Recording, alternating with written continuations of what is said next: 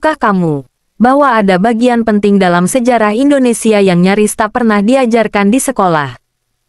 Inilah kisah-kisah tersembunyi, potongan sejarah yang terlupakan, dan fakta mengejutkan yang selama puluhan tahun hanya dibisikkan dari mulut ke mulut. Saat kita membicarakan sejarah Indonesia, biasanya yang kita ingat hanyalah proklamasi tanggal 17 Agustus perjuangan para pahlawan, atau perlawanan terhadap penjajah. Tapi, sejarah tak selalu ditulis oleh mereka yang menang.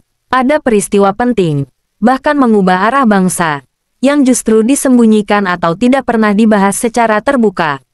Kita mulai dari tahun 1949. Tahukah kamu, setelah Belanda mengakui kemerdekaan Indonesia pada konferensi Meja Bundar, ternyata Indonesia menjadi negara federal bernama Republik Indonesia Serikat.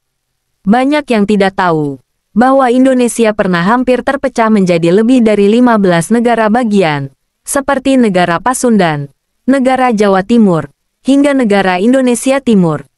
Semua itu adalah hasil desain Belanda untuk memecah belah kekuatan nasional. Untungnya, Presiden Soekarno bersikukuh menyatukan kembali Indonesia. Hanya dalam waktu kurang dari setahun, Republik Indonesia Serikat dibubarkan, dan Indonesia kembali menjadi negara kesatuan. Tapi sejarah ini seolah dihapus dari ingatan kolektif kita. Berlanjut ke tahun 1965. Selama bertahun-tahun, peristiwa G30 SPKI hanya dilihat dari satu sisi. Namun kini, berbagai arsip dari luar negeri, termasuk Amerika Serikat dan Inggris, mulai membuka fakta bahwa situasi sebenarnya jauh lebih kompleks. Cia dan beberapa negara asing ditengarai ikut bermain di balik konflik elit militer dan partai politik kala itu. Bahkan, lebih dari 500.000 orang ditangkap, dibunuh, atau diasingkan tanpa proses hukum yang jelas. Salah satu tragedi kemanusiaan terbesar di Asia Tenggara, yang hingga kini masih menyisakan banyak misteri dan luka yang belum sembuh.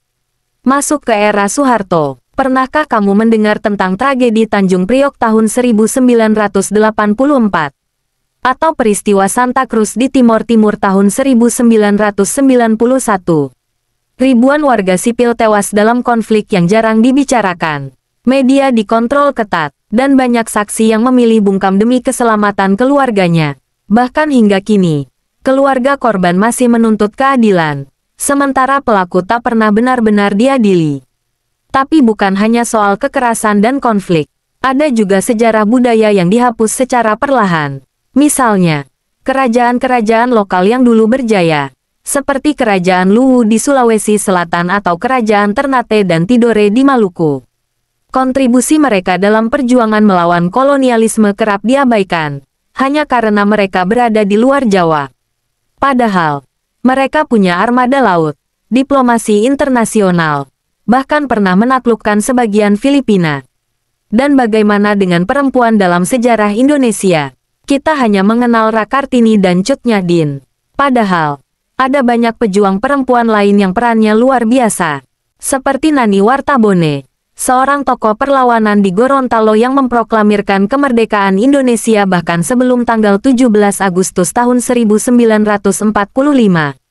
Atau Siti Walidah Ahmad Dahlan, pendiri Aisyah, yang memperjuangkan pendidikan perempuan di masa penjajahan. Jadi, mengapa sejarah-sejarah ini tidak diajarkan di sekolah? Jawabannya sederhana, karena sejarah adalah alat kekuasaan. Siapa yang berkuasa? Dia yang menentukan narasi. Dan seringkali, bagian-bagian yang tidak sesuai dengan kepentingan politik, dihapus atau disamarkan. Tapi kita masih punya harapan. Generasi muda kini bisa mengakses informasi dari berbagai sumber. Kita bisa menelusuri arsip, membaca dokumen, mendengarkan cerita para penyintas. Mengangkat kembali sejarah yang tersembunyi, bukan untuk membuka luka lama, tapi untuk memahami siapa kita sebenarnya. Karena bangsa